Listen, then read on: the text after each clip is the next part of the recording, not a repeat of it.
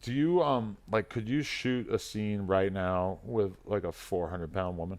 Could I and would I are two very different things. Would your meat work? I can control it, no problem. I mean, I shoot 1 to 3 scenes a day almost every day. But at least you're But usually so like I at least could, somewhat attracted to the person, right? ideally, but What if not you weren't necessarily. attracted at all? Still would work. Damn, that's But power. that's like, it's all here. But What if it was a 400-pound man? no, It can't be up I there. am not. I am Your not. brain is not that doesn't work that well. that powerful. I am not attracted. So I was. What was it? I think it was Deeper. We were doing a gangbang on Deeper, and the day was like so long. And when I get kind of tired, I get really loopy, and I turn into like a comedian. And so I was cracking everybody up on set, and then we came down to do the stills. And so I'm doing the stills. It's like I'm the only white guy there, and I don't even know why I'm there to begin with. Like I got a good sized one, but compared to some of the black guys who are just packing heat, like I don't know why I'm there. Yeah. And so Been there. so Been yeah, there, brother. yeah. So I'm like sitting here, and it's like we're just starting the stills. I'm laying down. It was Maitland Ward. I got her in spoon, and I looked up, and I had all these big black around, and I went from this to this in like 0.5 seconds. Just looking at the dicks. Yeah, and then the director was like, he was trying to be an asshole to me. He's like, "Oh, are you okay? Do we need to swap you out?" So I was like, "No, I'm good. I just looked up." And he's like, "What happened?" I was like, "I looked up." Everybody lost their shit, and when everyone was laughing, I was like, "All right, got him back up again." Didn't look up, and then did the done. stills. But yeah, like just seeing all that, I was like, "Oh, bitch, I can't." And it literally went from here to nothing. Yeah. I could see why a lot of guys don't really like to shoot with a bunch of other guys. It feels like once dudes get to a certain place in the industry, a lot of them decide to be like, all right, you know what? I'm going to just be the star of the show now.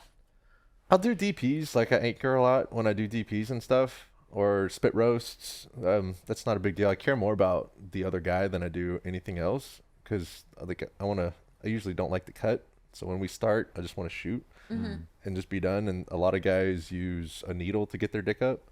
Is that really that common? It's really common. Really? But they'll be like, "Oh, I'm gonna go run to the bathroom real quick." Like, you know what I mean? Like, sometimes people don't really say it, so you don't know that they're doing it. Well, here's my main problem with it. Like, kudos if you do it, like whatever. Not gonna hate. No. You got to do whatever you got to do. But the problem I have with it is they're not properly educating themselves on how to do it. Those needles were originally intended for people with ED that are typically older, and Right. the maximum amount of times you're supposed to use it is 3 times a week. So you got a new guy that comes in who their agent's like, "Hey, you need to use this," or whatever the case is. So then they use it, and then now they become a reliable talent, because the hardest part is literally just getting it up.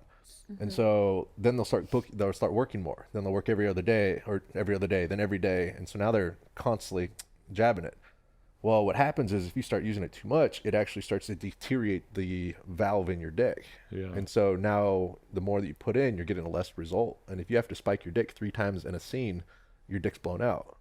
So 3 times in a Imagine scene. saying your dick. Yeah. Sorry, I can't have sex. My they're like, dick's so blown like they'll out. stick it and then it's up, but then the scene's not done. So like you lost it. So you got to go back in the bathroom, do it again, and then do it again. And if you have to do that 3 times, the valve in your dick's blown. You know what's funny? One week I interviewed a male star who told me about shooting up your dick, and I think he said that he only did it one time in his career and he hated it, so he didn't keep doing it. But then like a couple of days later, I'm interviewing a like 70-year-old dude who like did 20 years for bank robbery, and he starts telling me about it too. And I'm like, oh my god, that's so funny that you got like a guy who's in like totally normal health, and then this like old ass man, and they're both using the same exact product for different purposes.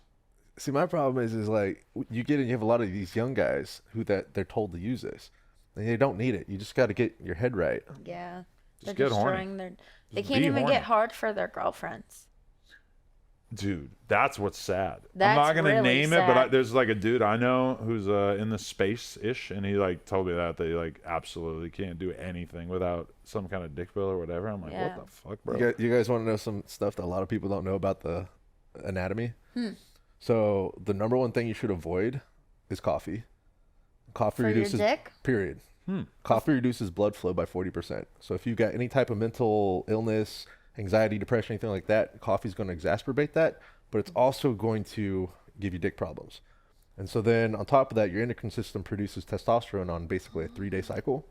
And so when guys don't understand why I have a good day or why I have a bad day, because it depends on when that cycle is during the week. And so if your diet and nutrition and all this kind of stuff is bringing your free floating T levels down, so you're going to hit points where you're good, but then all of a sudden you're going to hit, like, I don't know why I'm having a bad day, because you're hovering that line. And if you drink coffee, it's going to make that even harder. Wow. What's the cycle called again? Like throughout the course of a week, what'd you call it? It's called your endocrine. Your endocrine system basically produces your testosterone. But what you could also a lot of weed and I drink a lot of coffee. Probably not doing me any favors. What you could also do is so microplasties actually bind to receptors that make your body seem like it's getting testosterone, and so you would actually want to get rid of microplasties. So there's two things that actually eat up microplasties. There's a probiotic called L. reuteri or something. I can't pronounce it. L. reuteri. It's like the only one that kind of sounds like that. And then the other thing is actually microdosing on magic mushrooms. Those two actually consume microplasties in the body. And so if you can actually get rid of those, your natural T levels start to come out. Just avoid shitty food, basically. Wow, interesting. Just take notes, Dan. I know. Avoid blood thinners. Any allergy medicine like antihistamine, your dick needs histamine to work. So if you take antihistamine, dick's not going to work. Wow. If you take Advil or anything like that, thins the blood, makes it even harder. So basically, when you don't want to have sex with somebody, give them a Benadryl. Yeah? I think you've missed the point. Oh, okay, sorry. Okay, Dan, this might be a once in a lifetime opportunity that you're going to get to suck I'm so proud. I'm so two excited. beautiful Caucasian cocks at the same time. Oh, wow. It's like the most rare circumstance that could ever take place. I know. Nobody's ever done this before. Nobody's ever done this. Never. It's been 30, 40 years at the very least.